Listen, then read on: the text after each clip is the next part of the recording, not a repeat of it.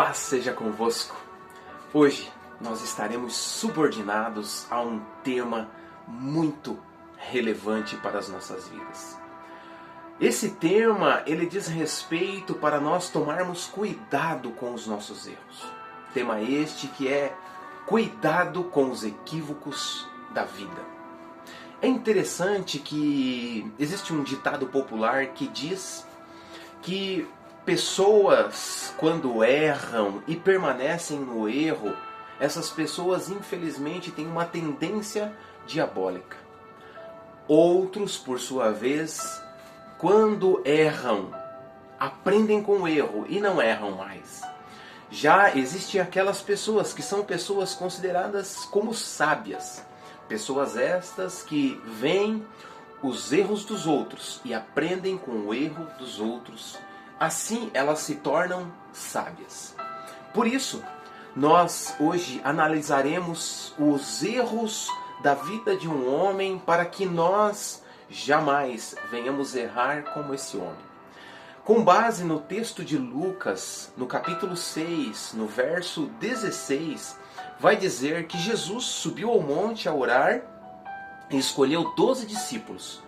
E nessa relação dos 12 discípulos, o último dos 12 discípulos, que está no verso 16, vai dizer Judas, aquele a quem o traiu.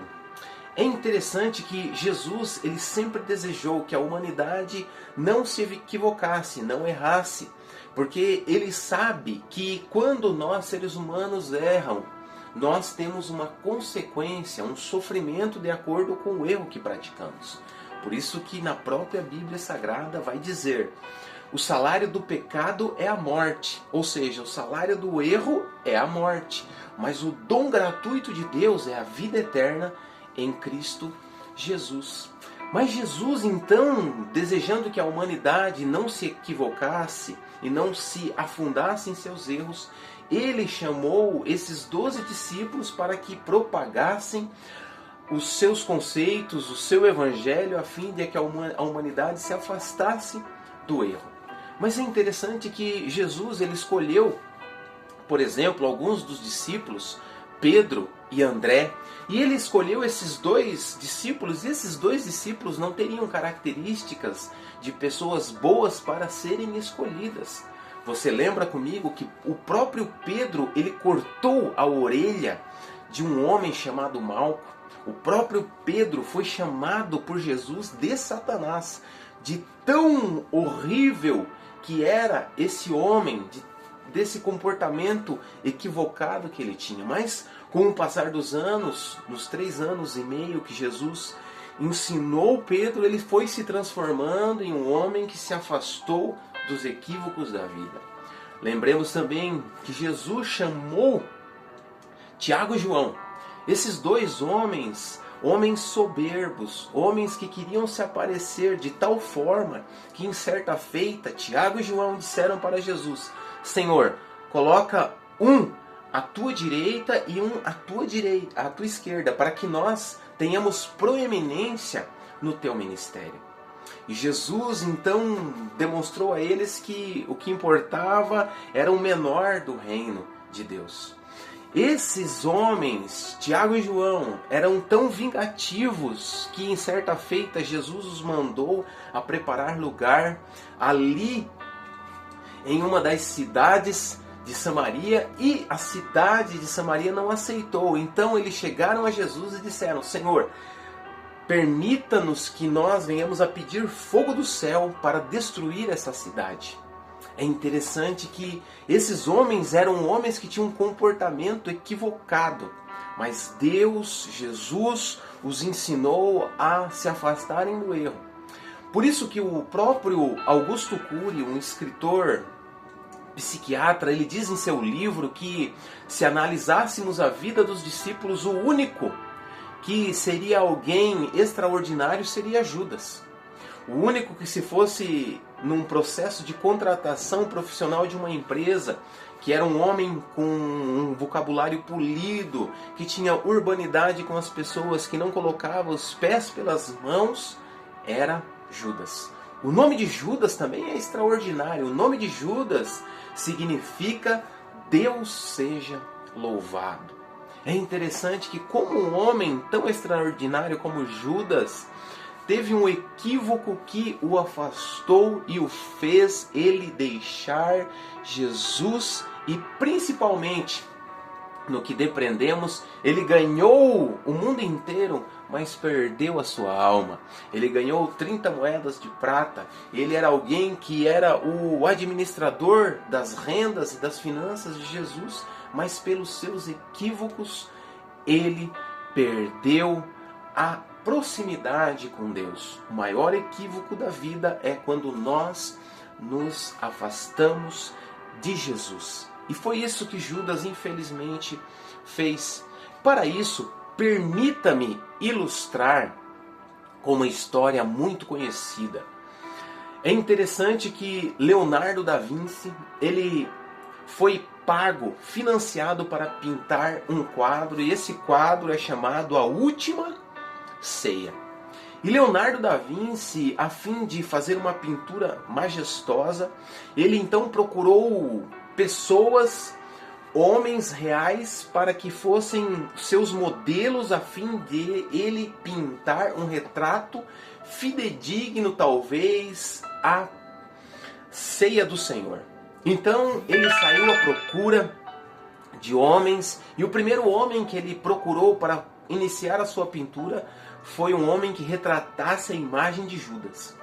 Então, em certa feita, ele viu alguns soldados andando com um prisioneiro. Esse prisioneiro tinha uma face truculenta, externava maldade. Então ele chegou até aqueles soldados e pediu para os soldados que permitissem que ele levasse aquele homem para fazer essa pintura, para que fosse utilizado como modelo da sua pintura. E ali ele pintou aquele homem retratando o rosto de Judas, e no final da sua pintura, do seu retrato, aquele homem perguntou: mas quem você está pintando? Então Leonardo da Vinci disse: eu estou pintando, usei você como modelo para pintar a imagem de Judas. Aquele homem ficou revoltado, então quis brigar com Leonardo da Vinci, mas Leonardo da Vinci então pagou aquele prisioneiro, e aquele prisioneiro teve a sua raiva, a sua ira naquele momento aplacada pelo pagamento que Leonardo da Vinci fez. Com o passar dos anos, aproximadamente um ano, Leonardo da Vinci conseguiu homens que retratassem a imagem, fossem modelo de Pedro, Tiago, João e de todos os outros discípulos, e agora por fim faltava um, que era o mais importante: Jesus Cristo, para essa pintura. Então, passado um ano aproximadamente, ele passando em frente a uma igreja, viu um homem saindo com uma Bíblia embaixo do braço. O homem externava paz, tranquilidade, serenidade, e ele ficou ali atraído pelo aquele homem, e ele foi em direção àquele homem porque ele viu que aquele homem seria o modelo perfeito para a imagem de Jesus no seu quadro A Última Ceia. Então ele questionou aquele homem, e aquele homem permitiu. Então ele levou aquele homem até o seu ateliê e fez a pintura do retrato, usou aquele homem como modelo para pintar Jesus Cristo.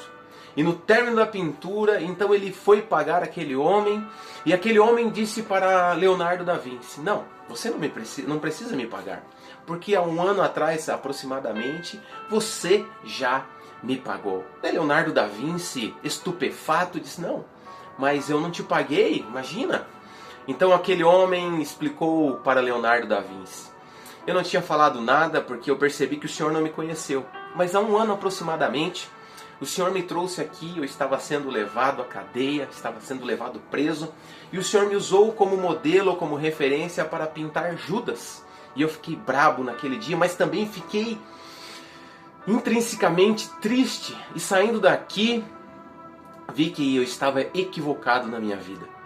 Então eu procurei saber quem era Jesus, eu comecei a caminhar com Jesus, e Jesus começou a mudar a minha vida, e desde então a minha vida se transformou, e hoje para mim é uma honra, um privilégio saber que o Senhor me trouxe aqui para fazer usar eu como modelo para o meu mestre, para essa pintura. Veja que interessante. O mesmo homem foi utilizado na pintura de Leonardo da Vinci como Judas e como Jesus. É interessante que Judas, infelizmente, começou muito bem, mas terminou, infelizmente, de forma horrível. E nessa pintura é interessante que muitas pessoas começam muito bem, mas terminam muito mal. O importante não é o começo, mas é o final das coisas. E eu pergunto para você, hoje, se Deus, o próprio Deus, fosse fazer a minha e a sua pintura, quem ele retrataria? Será que os nossos comportamentos, as nossas atitudes, será que nós temos sido assertivos nas nossas atitudes ou porventura temos tido atitudes equivocadas? Ou porventura, se Deus fosse retratar o meu rosto e o teu rosto, certamente Ele ia retratar o rosto de Jesus Cristo através das nossas vidas, porque nós temos tido comportamentos assertivos, temos sido educados, honestos, temos tido uma atitude ilibada em relação àqueles que circundam as nossas vidas. Para isso, que essa reflexão seja uma reflexão para que nós venhamos analisar se realmente temos sido pessoas que temos nos afastado dos equívocos da vida a fim de agradar a Deus e a fim de ter uma vida separada para a vontade do nosso Senhor Jesus Cristo. E todas as vezes que temos essa vida assim, nós nos tornamos semelhantes a Jesus Cristo. Mas se porventura você analisa em sua vida e percebe que você tem tido equívocos em relação às outras pessoas, em relação ao teu comportamento, Jesus ele nos diz em Mateus 11:28, vinde a mim, todos vós que estáis cansados e oprimidos, e eu vos aliviarei. Que essa palavra seja uma palavra de reflexão, uma palavra de vida, uma palavra de bênção para a minha e para a tua vida. Que Deus vos abençoe. Grande abraço.